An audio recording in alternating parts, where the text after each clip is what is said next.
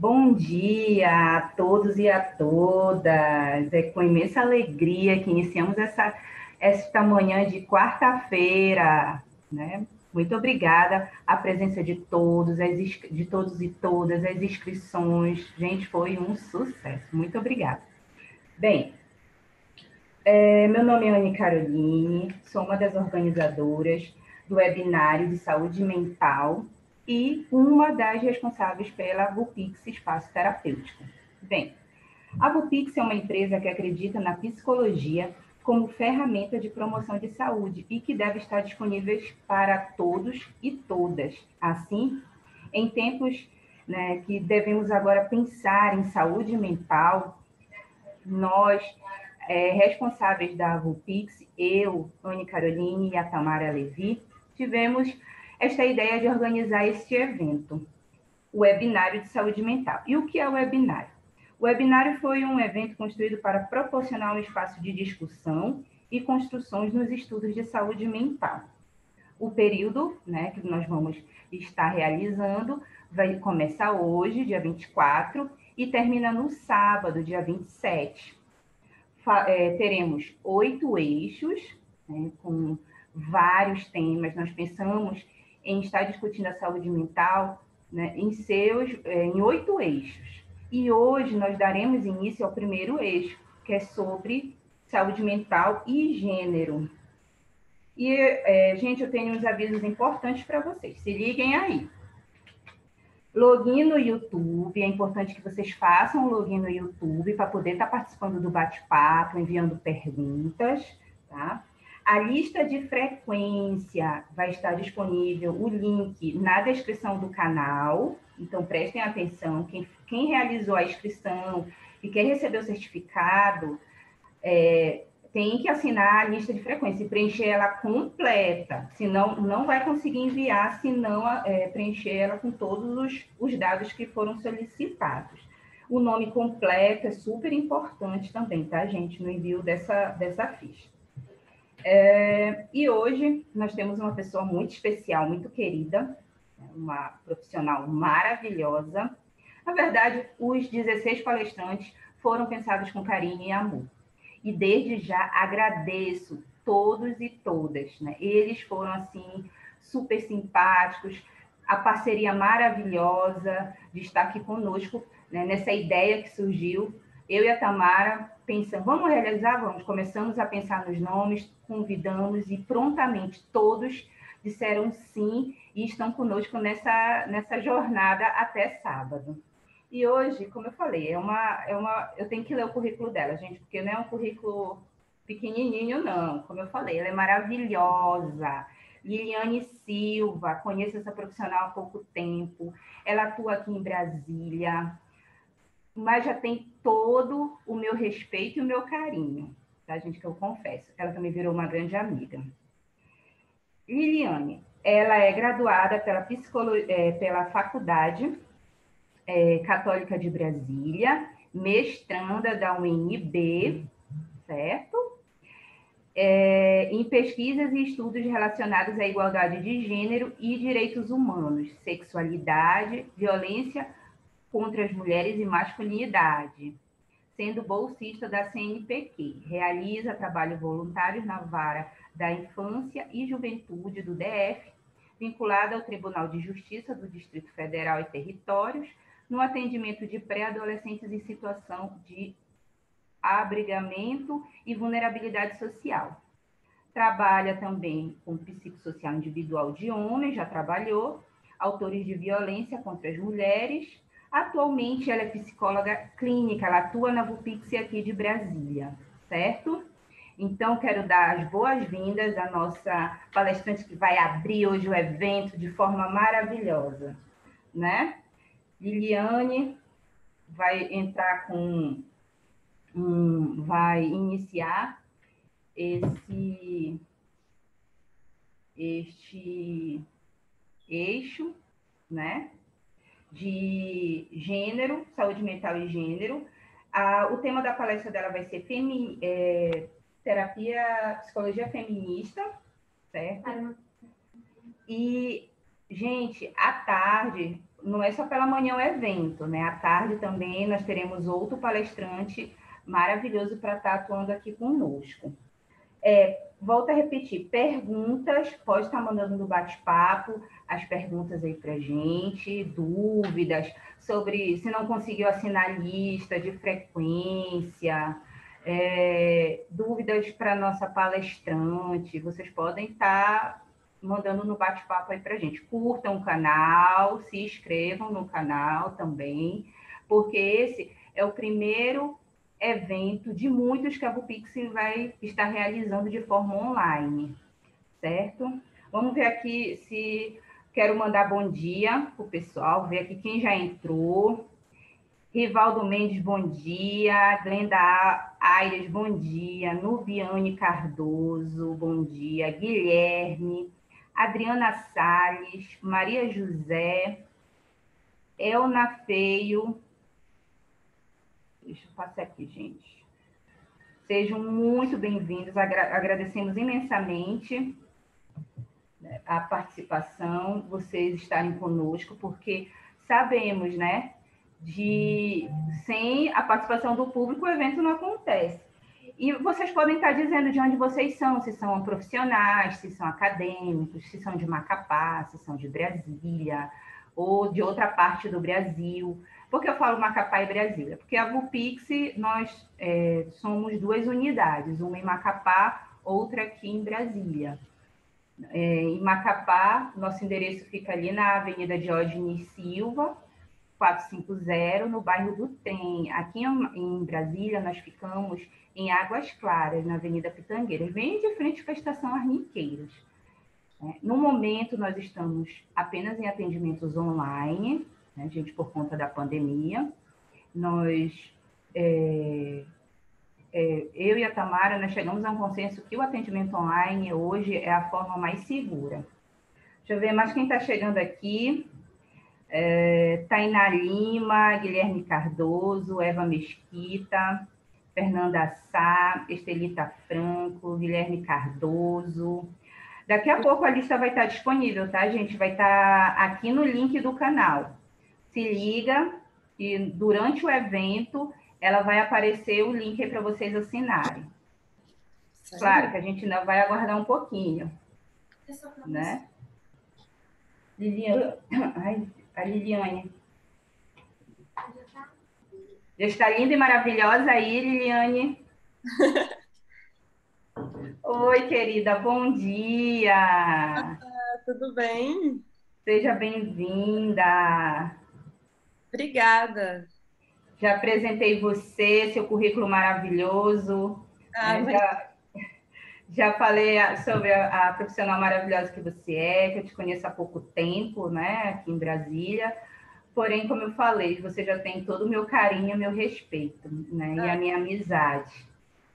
Estamos traçando algumas metas aí, né, para frente, além das palestras, atividades na clínica. A Liliane, ela vai estar em 2 eixos, gente, nesse primeiro eixo e no 7º eixo, né, com um outro assunto, falando sobre a questão do sindicato de psicologia, é muito importante, não percam também.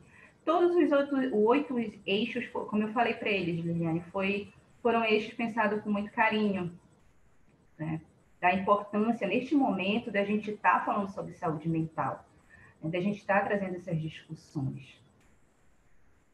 Né?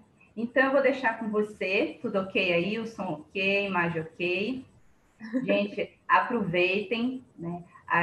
Esse momento que nós vivemos de tudo online tem essa vantagem da gente conseguir. Olha, a Liliane, ia ficar muito mais difícil de levar a Liliane para Macapá. Né? Então, no online a gente já vai desfrutar de todo esse conhecimento. Suguem, façam perguntas, porque ela é maravilhosa no tema. Certo, Liliane? Obrigada mais uma vez. Ai, Carol, obrigada. Eu que agradeço o convite, agradeço a oportunidade por a gente ter esse espaço, né, para divulgar conhecimento e para falar de temas tão importantes e tão centrais na psicologia, né? É um evento que tentou abarcar assim o máximo de debate possível de diversidade, né? Então, são temas assim importantes e que mudam com certeza a visão, né, da psicologia, uma forma diferente de fazer psicologia, e isso é fundamental. Então, fico muito feliz de estar aqui nesse momento, de estar, né, nesse espaço para a gente poder debater conhecimento, né, e falar mais coisas dentro da psicologia, abrir esse olhar, né, ampliar essa diversidade do olhar da psicologia. Tá Obrigada. certo. Eu me despeço por aqui, né, pessoal? Deixo vocês com a Liliane e vamos dar início ao nosso evento, ok?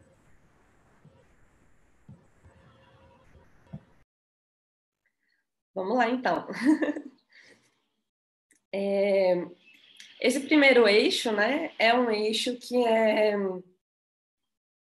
sobre saúde mental e gênero, né? E a minha fala, ela vai exatamente trazer um pouco antes disso, né, um pouquinho antes disso, para a gente poder pensar a necessidade de uma psicologia feminista, né? Então, isso existe, né? Como é que funciona? É cientificamente possível, né, fazer dessa forma?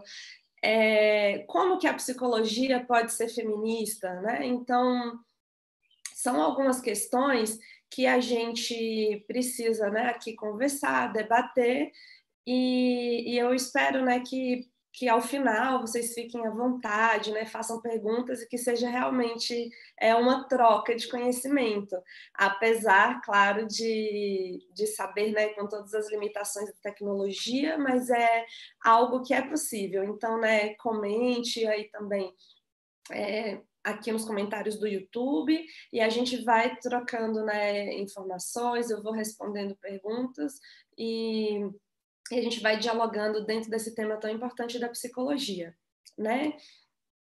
Primeiro de tudo, né, a Carol já falou um pouquinho sobre mim, falou um pouquinho do meu trabalho, mas esse tema é um tema que eu tenho contato desde a minha graduação, né? Então, desde o início da graduação, as iniciações científicas, né, os projetos de pesquisa que eu participei, passava pela temática de gênero, passava pela temática de violência contra mulheres, né? E da importância de se ter um olhar diferente da psicologia para essas questões.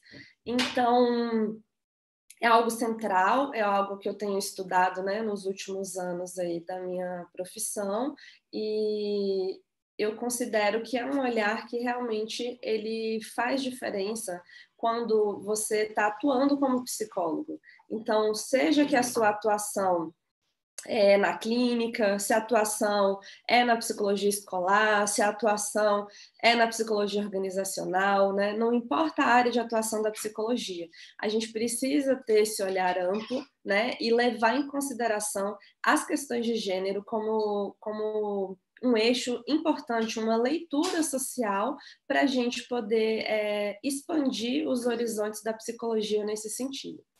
Então, antes de tudo, né, eu queria falar um pouquinho sobre o feminismo em si. Né? Então, eu coloquei como tema, né, dessa fala por uma psicologia feminista.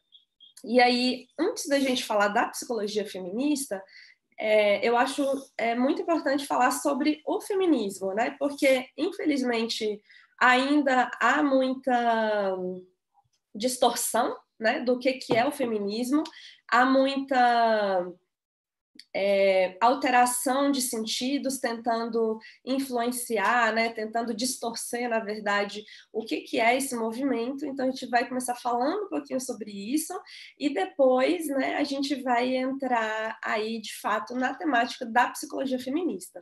Então, né, como eu falei, o movimento feminista, ele é um movimento intelectual e político, né? Então, ele não é um querer inverter os papéis, colocar, né, as mulheres num lugar de poder contra os homens, não é odiar os homens, né? O feminismo ele é uma luta por equidade, é uma luta que proporciona essa equidade entre homens e mulheres, entre outras diversidades de gênero, e veio como um movimento, né, como uma forma de ver o mundo, uma forma de leitura de mundo, uma análise política, né, que é uma forma de compreender e modificar a situação subordinada das mulheres, a situação de desigualdade, essas relações de poder desiguais, né, que oprimem, que causam sofrimento, que causam mortes, né?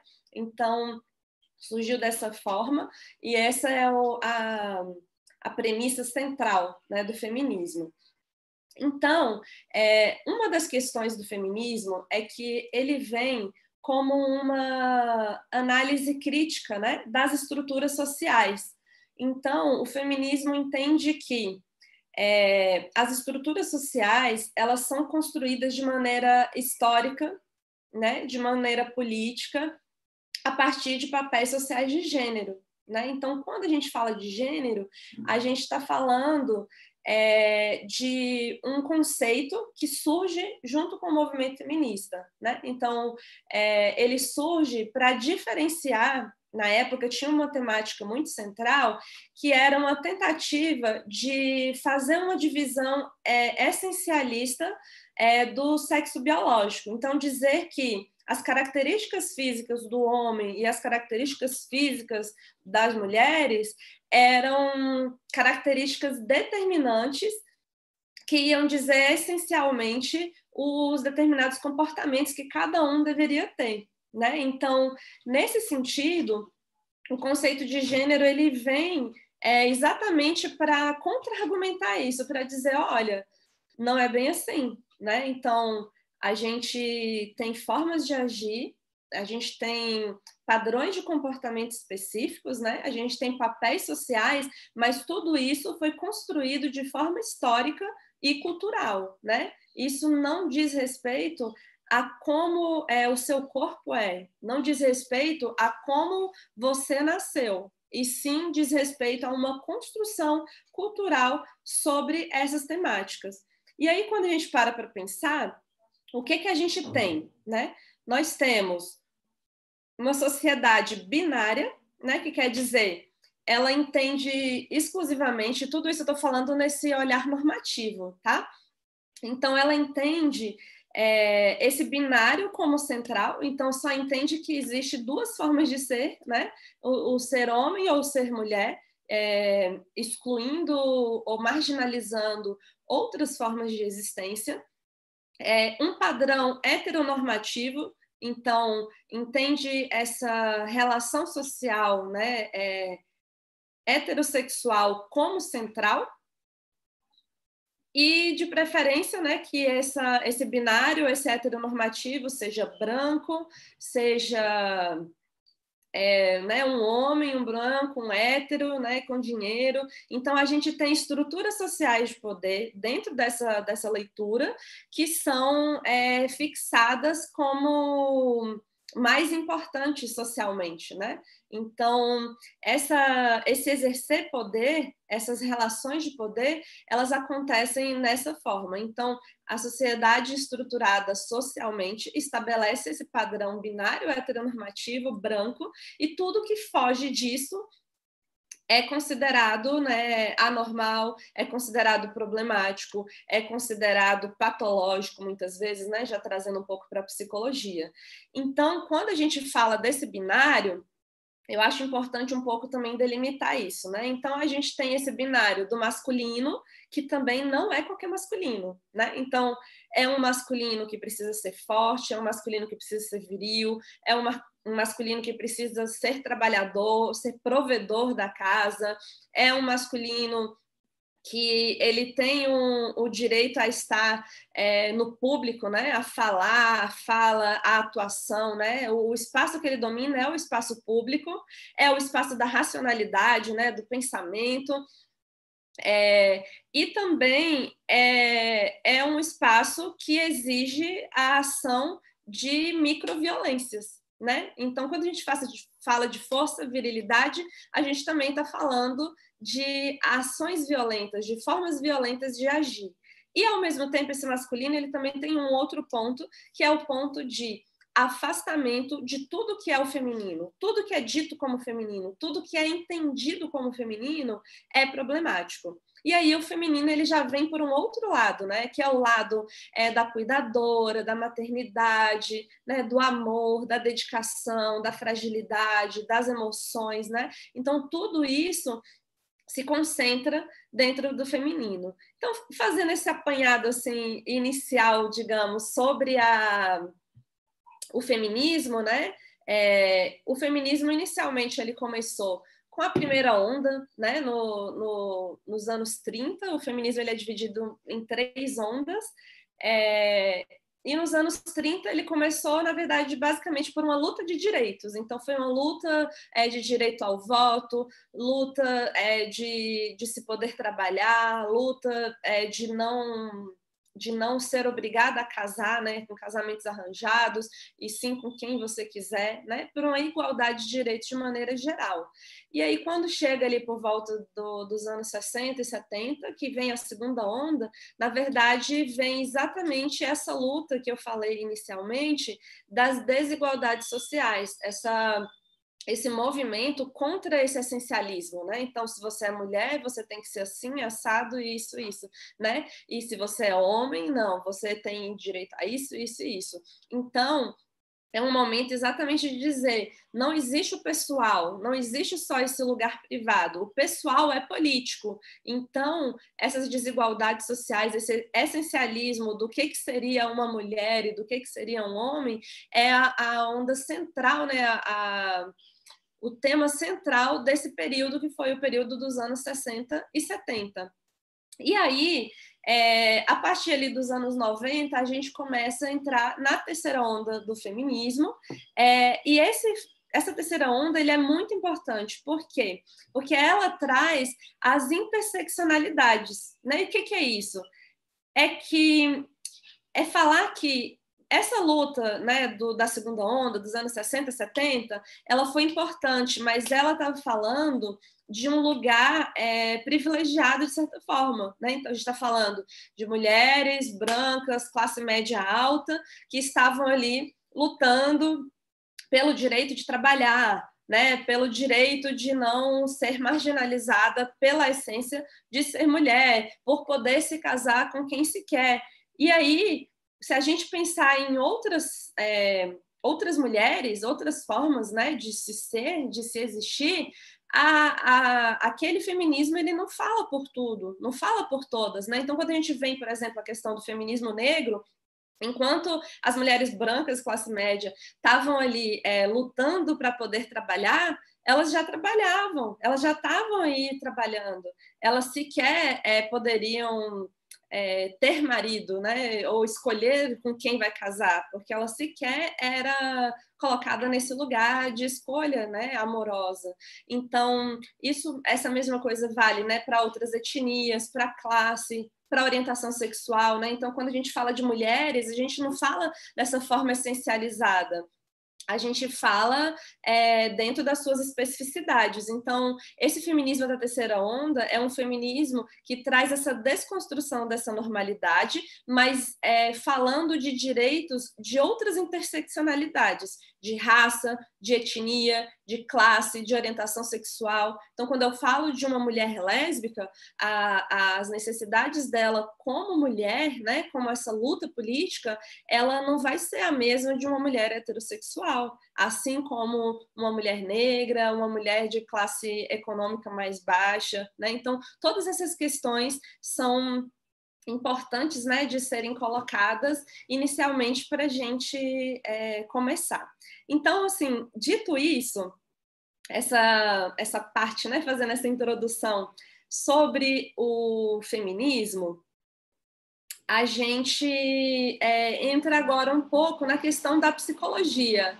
E aí, quando a gente fala da psicologia, a primeira coisa que a gente precisa pensar é a psicologia é uma profissão majoritariamente feminina, certo? Ela é majoritariamente feminina no sentido da prática, né? As pessoas que trabalham, as pessoas que são psicólogas, são mulheres, em sua grande maioria. Mas quando a gente pensa na história da psicologia, ela é uma história baseada em poucas pensadoras, né? Então, quando a gente fala de teorias, né, da construção das teorias dentro da psicologia, a gente dá para contar nos dedos, né? Assim, dá para selecionar quais são as mulheres que são conhecidas, que fazem parte da formação do profissional de psicologia e que, de fato, guiam a prática profissional da psicologia. Vocês estão entendendo? Né? Tá tudo certo aí? Só para a gente ir dialogando, viu? Pode ir comentando aí o que vocês tiverem dúvida também. E aí, quando eu estou falando dessa questão das teorias, eu queria perguntar para vocês, quando se fala, né, da história da psicologia, das teorias, eu queria que vocês fizessem um exercício aí rapidinho. Quem é a pessoa, né, o teórico considerado importante, mais importante da psicanálise? Pensou aí um pouquinho? Agora vamos para o segundo mais importante da psicanálise. Beleza. Agora vamos para outra abordagem, a abordagem comportamental. Quem que é aí a pessoa, né? Os behavioristas aí, quem que são as teorias de referência? E do psicodrama? E das teorias humanistas? Eu garanto que vocês pensaram só nome de homens, né? Então, na psicanálise tem aí, na verdade, assim, o que a gente tem são os pais da psicologia, né? Então, o pai da psicanálise, o pai do behaviorismo, o pai do humanismo, né, etc. Então, a gente pode aí falar, né? A gente estuda homens brancos, europeus, heterocentrados, que quer dizer que partem de um lugar da heteronormatividade, que eu estava explicando um pouquinho, e aí a gente pensa que a teoria feminista, né, as construções do olhar da psicologia, elas foram feitas a partir de um olhar masculino. Elas foram feitas teorias construídas por homens, né? Então, quando a gente pensa isso, isso já diz muita coisa sobre a psicologia. Então, que psicologia é essa? Que psicologia é essa que parte de teorias apenas de um lugar, o lugar do homem branco? Como que a gente lê a sociedade dessa forma? Então, a gente tem, inclusive, reflexos disso na psicologia, reflexos disso na prática profissional. Então, se a gente está falando de um mundo de diversidade, de existências de pessoas diversas, a gente está falando de subjetividades que são construídas socialmente a partir dessas interações. Como que a gente pode partir de um único olhar, que é o olhar de um homem branco europeu, heterocentrado, e que fala desse lugar? Então, é exatamente nesse lugar que a gente precisa de uma visão crítica. A psicologia precisa de uma visão crítica, de um olhar que abranja, né, as necessidades dos adoecimentos sociais. E aí a gente pode perguntar assim, mas como que a psicologia chegou até aqui? Né? Como que a psicologia foi construída nesse lugar? E aí, eu acho que a gente pode voltar um pouquinho também, lembrando aí, eu sei que tem muitos estudantes de psicologia, né? Ali naquelas primeiras disciplinas da formação, né? Que é quando a gente estuda a história da psicologia, como que a psicologia virou ciência, né? E como que foi que a psicologia virou ciência? Ela precisou seguir uma lógica.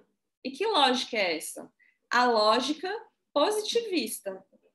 que essa lógica positivista diz, né? A lógica positivista diz que a gente não pode se afetar pelo nosso objeto de estudo. Então, tem aquele princípio de neutralidade, né? Para ter esse caráter ultracientífico, a gente precisa desse distanciamento do objeto que a gente está estudando, né? E aí, a partir disso, sem interferência, né? Sem o sujeito de interferir ali, no caso, o objeto de estudo, e sem você interferir ali, essa prática, essa leitura do que seria esse neutro. Então, isso é fazer ciência. Mas não é isso, né? Não é só isso. Fazer ciência não é só isso. Então, a gente tem uma psicologia que foi moldada para se encaixar dentro desse padrão. Então, quando a gente fala também desse padrão, a gente está falando de um padrão normativo do que é ciência. A gente está falando de um padrão que determina o que é científico e o que não é. E se a gente pensar um pouquinho, voltando ali na lógica de gênero, o que se aproxima do ultracientífico, né? Da neutralidade, da racionalidade? O padrão masculino, né? O que socialmente é dito como masculino. Então, quem é que ocupam esses lugares na sociedade, né? Durante muitos anos? É exatamente as pessoas que são homens. Por quê? Esse lugar do racional, esse lugar do público, esse lugar da ciência é um lugar que é dito como racional, né? Essa neutralidade, esse não se afetar. E aí, a importância da gente entender que existe uma epistemologia feminista, que a visão feminista, que o feminismo, ele é baseado em estudos sociais. O feminismo é ciência, o feminismo é uma forma de atuação, e o feminismo, ele vem exatamente combater essa neutralidade. Por quê? Porque o feminismo, ele se compromete em transformar o mundo, em combater as desigualdades. É para isso que o feminismo existe. E aí, quando a gente fala de feminismo, a gente fala, na verdade, de feminismos, né? Porque são as desigualdades das mulheres negras, são as desigualdades das mulheres LGBTs, são as desigualdades da diversidade que se tem, né? Não só de mulheres, mas de qualquer outra identidade de gênero que seja discriminada por sair desse padrão de normalidade. Então, o feminismo, ele vem exatamente nesse lugar. Você quer manter esse discurso hegemônico, esse discurso de desigualdade social, ou você quer fazer uma crítica à psicologia, né? É uma crítica da psicologia à própria psicologia. E como que isso é possível? A partir da psicologia feminista, a partir desse olhar feminista. E aí, nesse sentido, a gente precisa pensar um pouco. O objeto, né, digamos assim, o objeto de estudo da psicologia é a saúde mental, né? As pessoas, né? Entender essa saúde mental. E como que essa saúde mental se coloca diante das pessoas? Será que os homens adoecem da mesma forma que as mulheres? Será que as mulheres e os homens são tratados da mesma forma quando a gente fala de uma patologia, quando a gente fala de um tratamento, quando a gente fala de um olhar para identificar se há algum padrão que está adoecido, que está problemático naquele comportamento? Me digam vocês acham? E o que a gente tem é exatamente esse lugar, que não é da mesma forma. Então, como a gente pode ser neutro? Como que a gente pode manter esse discurso hegemônico se a saúde mental, ela também é gendrada? O que é isso, ser gendrado? Ela se baseia nessas funções de gênero. Ela também se baseia nessa forma de se relacionar. E o que a gente tem, por exemplo, na sociologia, ou na sociologia, na psicologia, né, na prática, assim, de uma maneira geral, é que existe uma patologização muito maior das mulheres, uma alta medicalização, né, uma psiquiatrização dos padrões das mulheres, e o que é reconhecido como uma doença mental para as mulheres não é reconhecido da mesma forma para os homens. Então, às vezes, assim, a mulher ela tá passando por alguma situação e aí ela tá triste, né? Ela tá introspectiva, ela tá, né, de uma forma que justifica ela estar ali, mas e não. Aí é diagnosticado como depressão, né? Ela é diagnosticada como um nível de sofrimento absurdo, né? E aí, quando a gente lida para os homens, isso já é tratado de uma forma diferente. Então, a gente tem, por exemplo, que a medicalização de mulheres por questões de saúde mental, por ansiedade, por depressão, ela é muito maior do que os homens. Então, os homens são medicalizados menos, os homens são diagnosticados com doenças mentais de uma quantidade muito menor do que as mulheres. E o que isso diz? Isso diz exatamente desse padrão desigual que a nossa sociedade é construída. Então, como que eu vou olhar para o sofrimento de mulheres, e aí trazendo já um pouquinho para a prática da psicologia, e eu vou falar um pouquinho do meu lugar de fala, né, que é a psicologia clínica, como que eu vou, por exemplo, receber uma mulher no meu consultório, vou olhar para aquele sofrimento e não vou fazer uma leitura de gênero? Como que eu vou olhar para essa mulher e não entender que existe essa estrutura social que dita o que é padrão normativo? E aí, quando a mulher foge desse lugar, ela se encontra em um lugar de sofrimento. E aí qualquer desvio, digamos assim, né, esse desvio da norma, é tido como louca, né? A mulher é colocada nesse lugar de loucura, de histeria, né, de briguenta. Então, tudo isso também diz respeito a essas questões gendradas sociais. E aí, se a gente pensar, por exemplo, na questão da masculinidade, a gente também pensa que esse padrão de masculinidade hegemônica, ele tem consequências. Quais são as consequências, né? Se um padrão normativo de masculino é você agir por meio da força, por meio da virilidade, estar sempre nesse lugar de privilégio, nesse lugar social de controle, de poder, de comando, isso reflete nas relações. Isso reflete em como os homens se relacionam, seja com eles mesmos, sejam com outras pessoas, sejam com parceiras, parceiros. Tudo isso faz parte da construção daquele homem. Então, quando a gente pensa nisso, não é à toa que os homens estão morrendo entre eles, né? O índice de homicídio de homens é enorme e eles não só se matam entre si por conta dessas virilidades, por conta dessas disputas de honra, por conta de exercer esse lugar de poder, né, dentro deles, como também estende isso para as mulheres, né?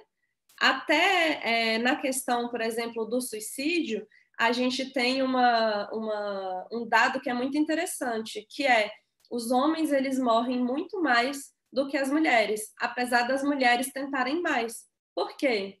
Porque a forma que os homens tentam normalmente são formas mais violentas.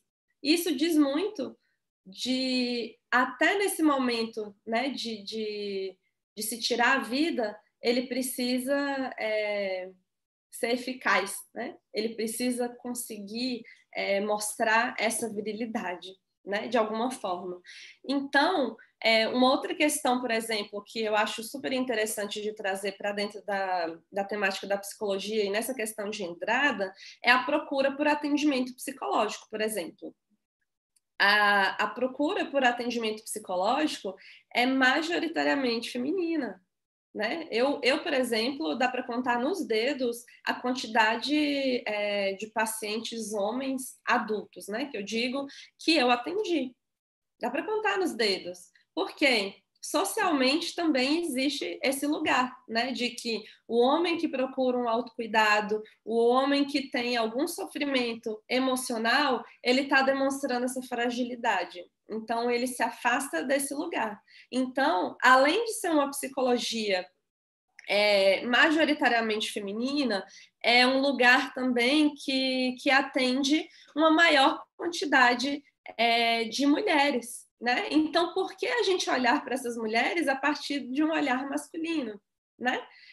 E a gente precisa problematizar isso porque os papéis de gênero, eles também não trazem felicidade, né? Digamos assim, eles são problemáticos, eles trazem adoecimento psíquico, eles trazem problemas relacionais e a gente precisa pensar um pouco nessa questão. Como que a psicologia atua nesse lugar? O que a psicologia tem contribuído para poder mudar essa realidade social? E aí, quando eu falo nessa questão, eu fico imaginando também o lugar de psicólogo. Será que os psicólogos homens se repensam? Vocês, homens, né?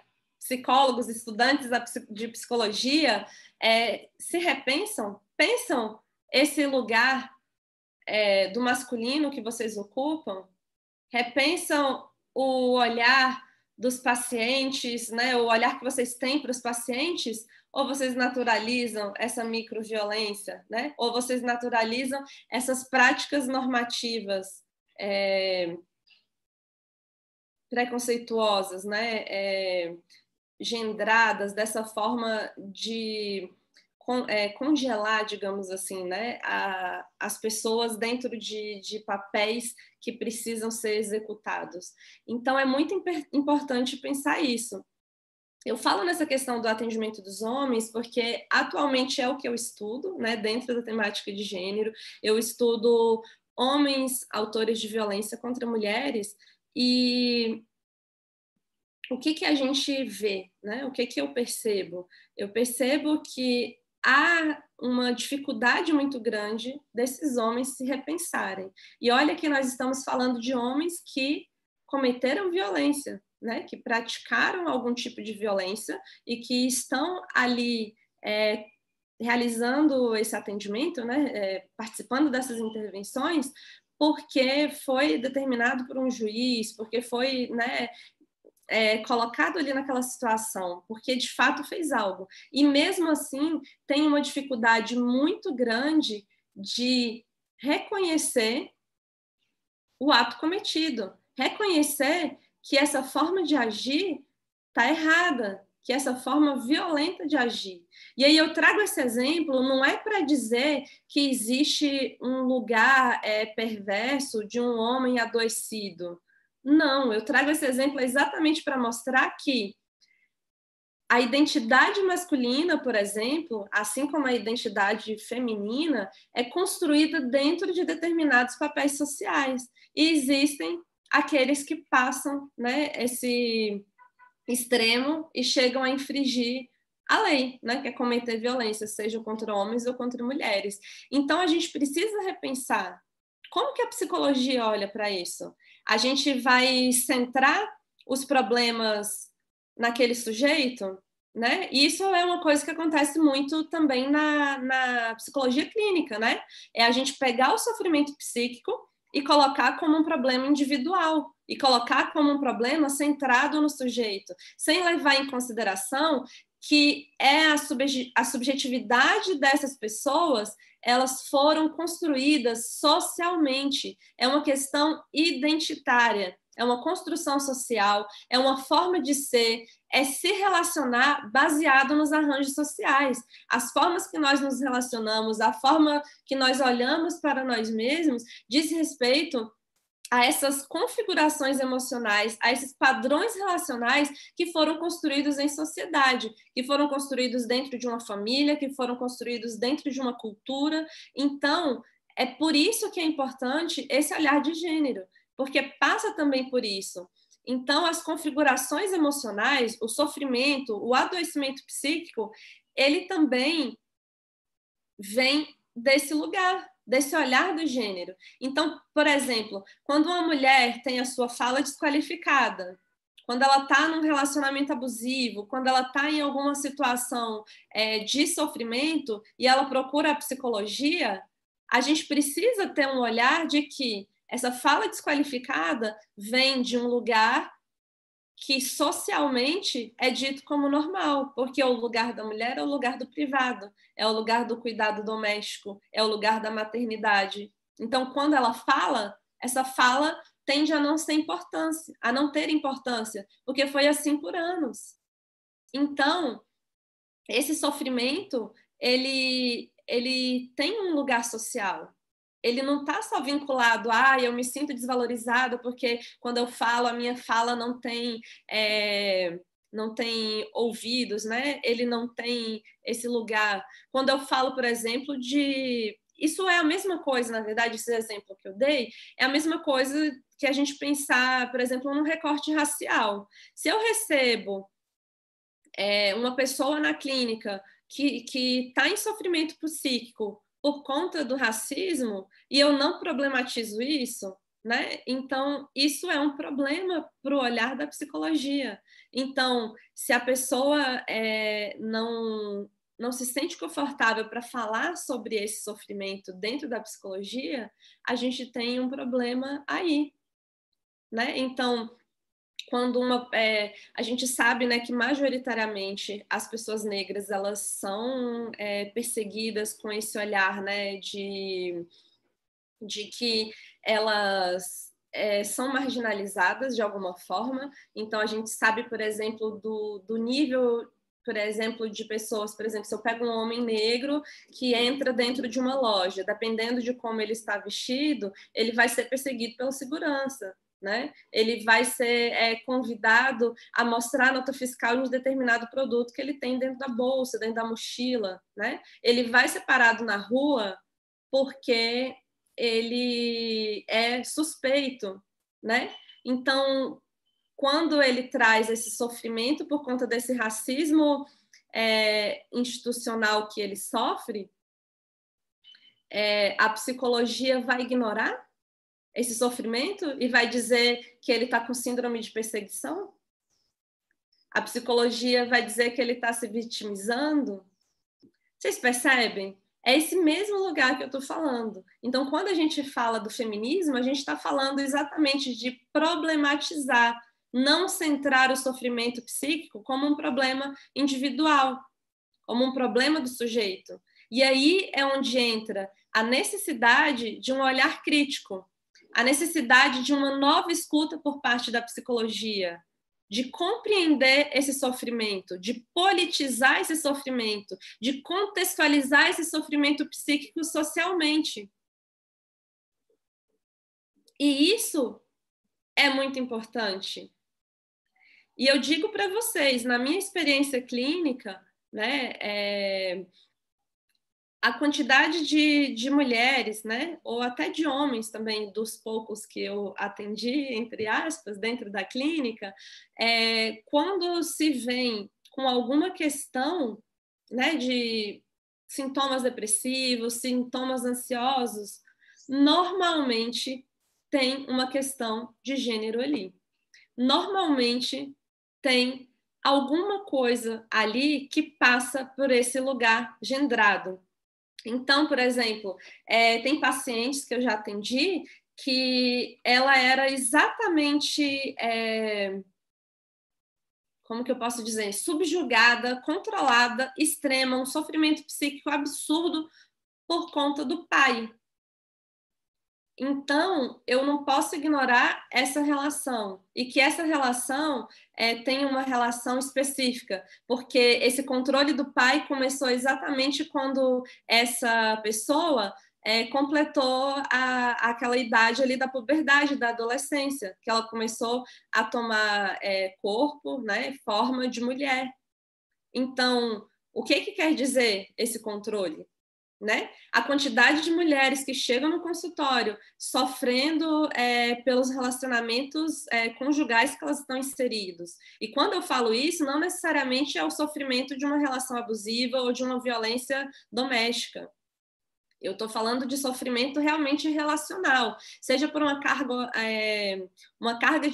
mental, uma carga de trabalho, né, excessiva, porque é o não dividir tarefas, é o não ajudar a cuidar dos filhos, é exigir dela determinados comportamentos, é prontidão para o sexo, né? É uma série de coisas que passam por dentro dessa relação marital. E esse olhar é importante exatamente para isso. Como vou ler esse relacionamento conjugal e vou só fazer uma intervenção baseado em uma técnica de conflitos, sem considerar esse contexto social, esse contexto histórico de hierarquia, de desigualdade, de colocar a mulher nesse lugar de ser subjugada dentro de um relacionamento, de não ter o valor da sua fala. Então, isso é uma coisa importante que a psicologia pensar. Quando a gente fala da relação mãe-filho, quantas mães eu não já atendi que os filhos, quando completam, né, a maioridade ou já estão ali na fase da adolescência, têm esse controle, né, sobre a mãe, principalmente em relacionamentos que a mãe não está mais casada, né? Então, é o filho que quer controlar o que essa mãe faz, é o filho que vai controlar com quem ela pode se relacionar ou não. Isso é relação de gênero. A quantidade, por exemplo, de pais e filhos que tem um problema ali relacional, porque tanto o pai quanto o filho estão sendo construídos dentro desse padrão de masculinidade que causa sofrimento emocional, causa sofrimento psíquico. E aí é a ausência de um pai que não está ali presente, porque esse pai não pode demonstrar emoções, né? Esse pai não pode exercer essa paternidade, porque de alguma forma também pode ser lido como algo feminino, já que quem cuida dos filhos, né, são as mulheres. Então, isso também passa essa relação. E aí, nessas questões, né, eu estou falando bastante de masculinidade porque atualmente é o meu lugar de estudo, a gente tem várias autoras, né, vários autores que falam sobre isso, né? Então, por exemplo, o Daniel Elzerlang, ele fala exatamente dessa forma que a masculinidade é construída, né? Ele fala desse lugar social de violência em que a subjetividade masculina é construída. A gente tem autoras e autores brasileiros, né, que são muito importantes para o debate, né, para o debate feminista, para esse olhar de gênero. Nessa área mesmo da masculinidade, né, a gente tem Benedito Medrada, Jorge Lira, né, a gente tem a Safiotti, tem vários autores e várias autoras também que falam sobre isso. E na questão mesmo, né, do feminismo, inclusive quem tiver interesse também pode deixar aí nos comentários que depois eu posso fazer algumas indicações de leitura, quem se interessar mais, né, por essa temática. Então, assim, tudo isso é só para mostrar para vocês que as relações de gênero, a forma que nós somos construídos socialmente, a nossa subjetividade é construída, a nossa identidade, ela passa por essas questões. Então, como a psicologia vai atuar sem ter esse olhar? Então, essa atuação é uma atuação que vai complementar? É uma atuação que vai trazer uma crítica, que vai trazer um olhar diferenciado, que vai trazer, de fato, uma leitura social, uma leitura baseada na realidade? Ou é uma psicologia excludente, que vai jogar a culpa em cima, né? Jogar a culpa em cima daquele sujeito, trazendo como se fossem questões individuais? Eu já ouvi relatos de outros colegas psicólogas em que a mulher sofria violência, e aí a mulher relatou que tinha tentado denunciar, e aí quando o marido descobriu, ela apanhou mais ainda. Sabe o que o psicólogo fez? Eu não quero mais atender. Encaminhou, tirou ela da agenda, né? E encaminhou para outro psicólogo. Então, que olhar político é esse, né, da psicologia? Que comprometimento é esse da psicologia com uma mudança social, se quando se depara com questões específicas, ela vai se distanciar, ela vai usar aquele padrão positivista de neutralidade. E aí, nesse sentido, eu acho que a gente precisa pensar como é a formação das psicólogas, dos psicólogos hoje, nas universidades. Essas teorias são estudadas, a psicologia feminista é estudada, a psicologia de gênero são estudadas, é obrigatório nos currículos? Então, a gente tem ainda uma formação deficitária desse olhar. Né?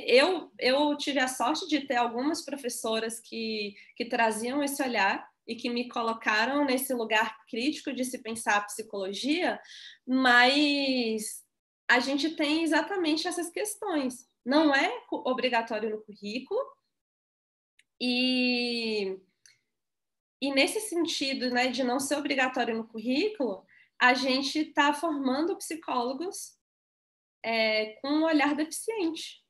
Um olhar que não está contextualizando socialmente essas teorias, né?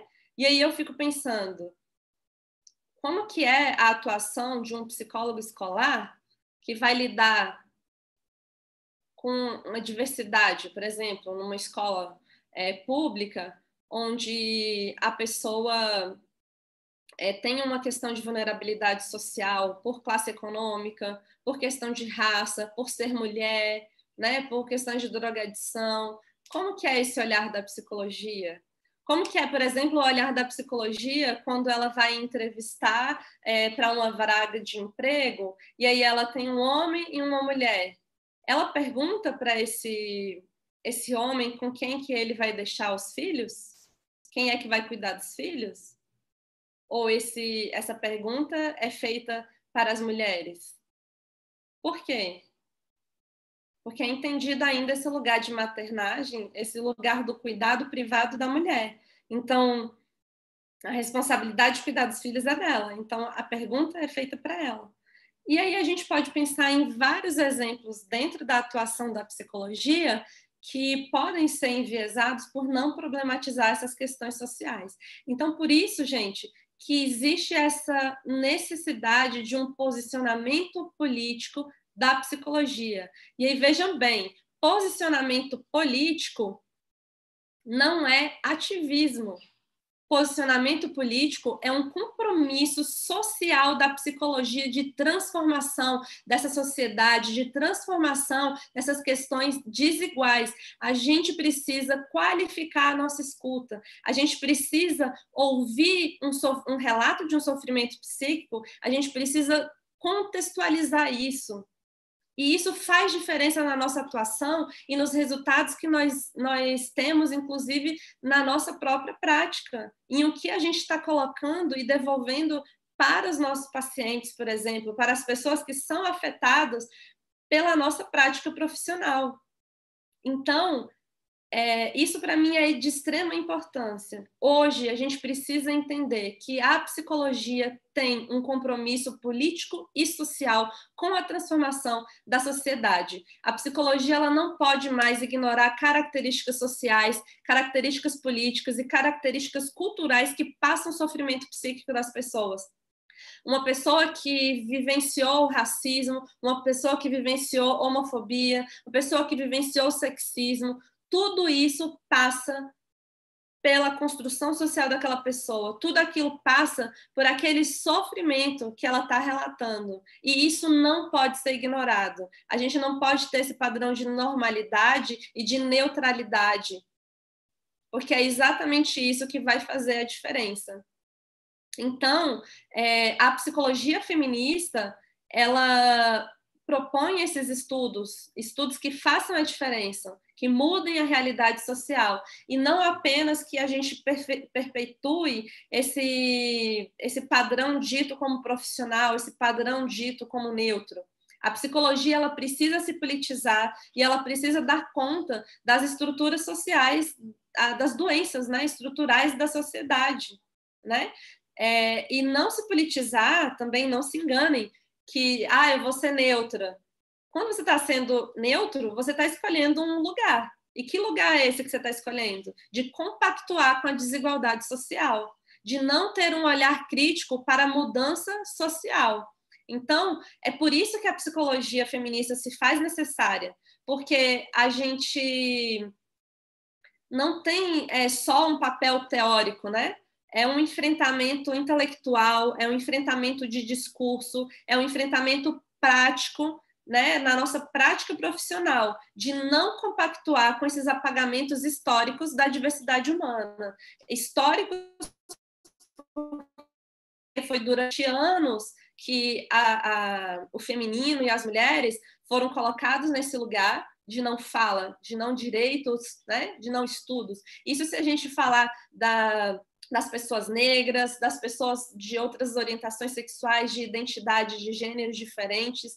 Então, a gente precisa ampliar a nossa escuta, a gente precisa fazer com que a psicologia seja capaz de fazer uma leitura com multiplicidade de fatores que afetam aquele sofrimento e não trazer para o campo individual, trazer só para aquele sujeito. Então, qual é a diversidade de fatores? O que socialmente foi construído? E aí, para isso, a gente precisa também com que os homens se engajem nesse processo. Majoritariamente, a gente precisa, né? A gente precisa que os homens estejam também dentro dessa luta, entendam a necessidade dessa mudança, entendam também dessa necessidade de mudança. E aí a psicologia feminista também traz isso. E aí eu convido aí vocês, né, estudantes de psicologia, principalmente os homens, a pensarem, né? Vocês querem ser ajudados pelo feminismo?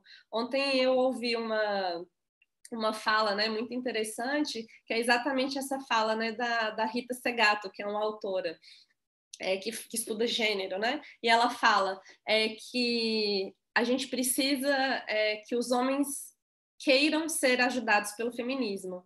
Essa necessidade de mudar esses padrões de masculinidade, que são problemáticos, e a psicologia feminista, ela é fundamental para isso. Quem se interessar mais sobre essa questão de masculinidades, tem um documentário que é super interessante, que se chama O que te torna viril, que exatamente problematiza essas questões da masculinidade, que são muito interessantes. Quem se interessar mais também por essa temática, ou tiver interesse, né, de receber indicações de leituras, ou de querer saber um pouco mais sobre o meu trabalho, tem as minhas redes sociais, né? Então, no Instagram e no Facebook, é @LilianePsicologia. Tem o canal no YouTube também, Liliane Psicologia, que agora que está começando, né? Mas já a gente vai começar a produzir mais vídeos.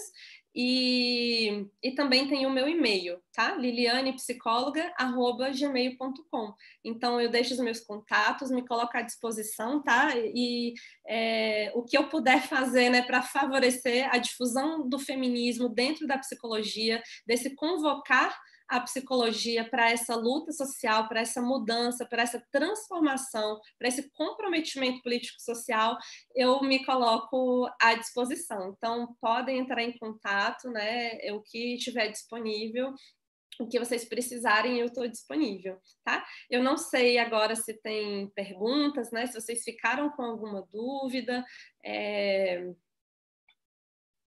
Acho que é basicamente isso, né? Deixa eu dar uma olhadinha. Eu acho que a gente pode pensar, né, em debater mais alguma questão dentro da psicologia feminista, caso vocês tenham alguma pergunta, alguma dúvida. Se não, eu acho que as organizadoras aí já devem estar se articulando para poder entrar. Enquanto isso, eu vou dando uma olhadinha aqui nos comentários.